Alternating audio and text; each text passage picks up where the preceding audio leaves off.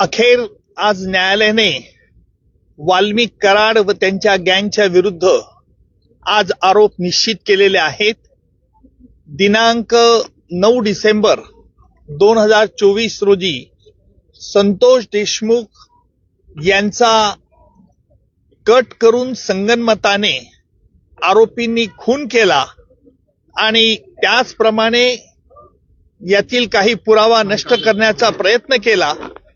याला कारण म्हणजे वाल्मिक कराड याला जी खंडणी जो मागत होता ती खंडणी अबाडा कंपनीकडनं मिळण्यास अडथळा संतोष देशमुख यांनी केला.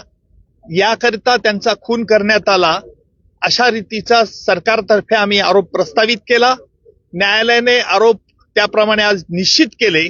एकूण सगळ्या आरोपींच्या विरुद्ध आज निश्चित करून त्याची पुढील तारीख आता 8 जानेवारी ही तारीख ठेवलेली आहे. आजही आरोपींतर्फे पुन्हा हे आरोपी निश्चितची सुनावणी लांबणीवर टाकण्याचा प्रयत्न झाला. आरोपींनी या खटल्यामध्ये आतापर्यंत जे D2 ऑपरेशन केलं, ज्याप्रमाणे पाकिस्तानतर्फे K2 operation, K for Kashmir आणि K फॉर खलिस्तान असं केलं जात होतं, त्याचप्रमाणे आरोपींनी देखील या खटल्यात वेळोवेळी वेगवेगळे हातखंडे वापरून D2 operation, D for delay आणि डिरेल, उशीर करणं आणि खटला उलथून टाकण्याचे प्रयत्न होते. त्याला आज आरोप निश्चित झाल्यामुळे या प्रयत्नांना चाप बसलेला आहे आणि यापुढचं सुनावणी, यापुढे जी 9 तारखेला सुनावणी आहे त्यामध्ये सरकारतर्फे कागदपत्र ज्यांच्यावरती प्रॉसिक्युशन भिस्त ठेवत आहे ती कागदपत्र आरोपीला मान्य आहेत किंवा अमान्य आहे याच्याकरता विचारलं जाईल. त्याच्यानंतर साक्षीदारांची यादी दिली जाईल आणि प्रत्यक्ष पुराव्याचं काम लवकरच सुरू होईल.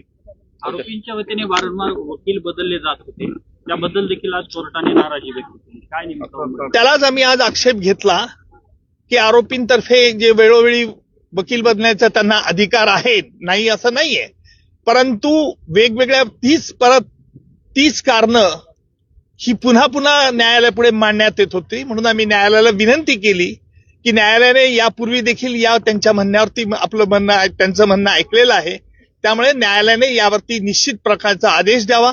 त्याप्रमाणे निश्चितपणे आज न्यायालयाने प्रत्येक आरोपीला विचारलं, तुमच्या विरुद्ध हे आरोप ठेवण्यात आलेले आहेत. सगळे आरोप तुरुंगातच होते.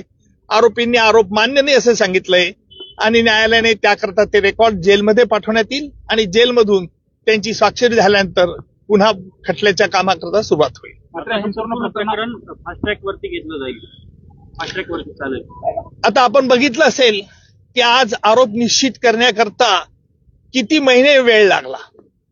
न्यायालयाला वेळ द्यावा लागतो कारण वेगवेगळ्या कायदेशीर बाबी हरकती घेऊन हा खटल्याबद्दल आरोपी लांबवण्याचा प्रयत्न करतात हे स्पष्ट होत होतं, परंतु कायद्यामुळे त्यांना संधी द्यावी लागते आणि म्हणून फास्ट ट्रॅक कोर्ट असो का स्लो ट्रॅक कोर्ट असो, परंतु खटला लवकरात लवकर चालवण्याचा प्रयत्न सरकारतर्फे होईल.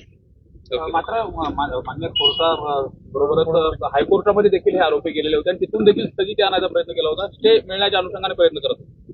उच्च न्यायालयाने, माझ्या माहितीनुसार उच्च न्यायालयाने आरोपी निश्चितीसाठी कुठेही स्थगिती दिलेली नाही. त्यांनी काल तसा प्रयत्न उच्च न्यायालयात केला. उच्च न्यायालयाने त्यांना तोंडी नकार दिला होता. थँक्यू.